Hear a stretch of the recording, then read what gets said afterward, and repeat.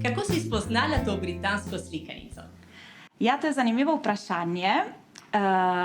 Ena moja znanka, ena moja prijateljica, ko je bila še majhna, mislim, osnovnošolska deklica, je spoznala to pravljico in mislim, da jo je posebno prevzela. Zdaj je sicer ona že ženska, že poročena ženska, ampak mi je priznala, da v svoji sobi, mislim, živi v tujini, in v svoji sobi, ki je ostala nedotaknjena, taka kot je bila še v otroških letih, hrani še vedno omaro, na kateri visi čisto zbledela slika, na kateri sta Gregor in Silvija. To je bila slika naslovnice, ki jo je njo kot otroka, ja, tako je malo pomagala rasti in premoščati njene osebne težave. Imela težave s hrano oziroma malo preveč je jedla, mama jo zmeri silila v neke diete in mislim, da se je tem likom precej približala, da so jo ostali dolgo v srcu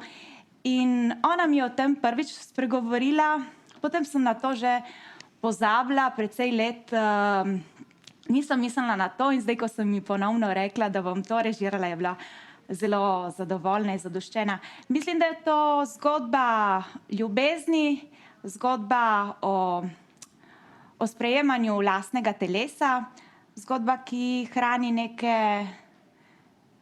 neke obče veljavne ideale in moralo, ki je še danes aktualna in mislim, da je to zgodba, ki lahko še marsikaj pove otrokom, tudi v sodobni družbi. Potem, ko si v Slovenskem stalnem gledališču podpisala režijo Off-Broadway musicala, je glasba ponovno postala del tvojega umetniškega sporočila. Katera je vloga glasbe v tej predstavi? Mislim, da je vloga glasbe zelo važna. Naj povemo, da je to originalen muzikal, ima originalne skladbe in besedilo. Včasih je seveda besedilo navdahnilo glasbo, včasih pa je seveda glasba navdahnila tudi režijo oziroma zgodbo. Večkrat se je zgodilo, da je Stefano Sacher nadaljeval glasbeni komad še z neko, recimo, glasbeno kodo, z neko novo glasbeno pripovedjo, ki je potem pozneje tudi nekako vplivala na razplet narativne situacije, na razplet zgodbe v glavnem. Tudi video govorica bo prispevala k gledališki pripovedi. Na kakšen način? Ja, v zgodbi sta prisotna samo dva lika.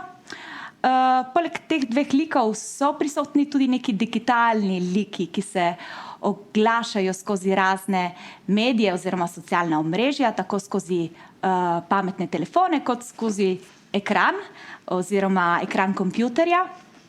To so še dodatni liki, ki ponudijo neko okno v svet socialnih omrežij, okno v svet sodobnih trendov, sodobnih lepotnih modelov, ki seveda vplivajo na življenje posameznikov. In seveda so ti liki tudi po svoje gonilo zgodbe, ki vplivajo na potek zgodbe in seveda pogojujejo razne situacije in pripomorejo k temu, da se mogoče zgodba malo drugačno razvije v tej moderni različici od originala slikanica Colemana in Barnesa, ne? Avtorja sta izdala knjigo pred 20 leti. Vsebina pa je najstnikom našega časa napisana na kožo. Ali morda je zasluga priredbe?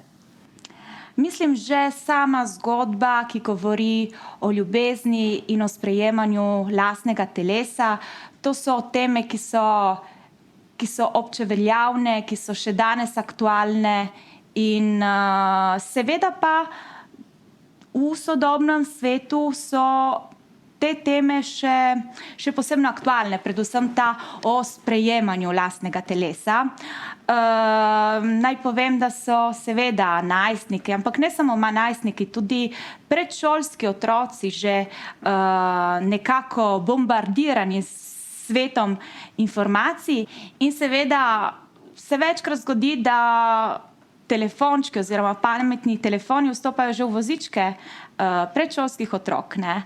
Seveda se zelo hitro spopadajo z svetom informacije, z lepotnimi modeli, z modeli nekega standardiziranega obnašanja, z nekimi modeli perfektnosti, s katerimi pač se potem seveda tudi primerjajo. In to večkrat vodi v neke problematike, seveda, če potem nastane problem pri primerjanju seveda in pri sprejemanju sebe in lastnega telesa in tako naprej.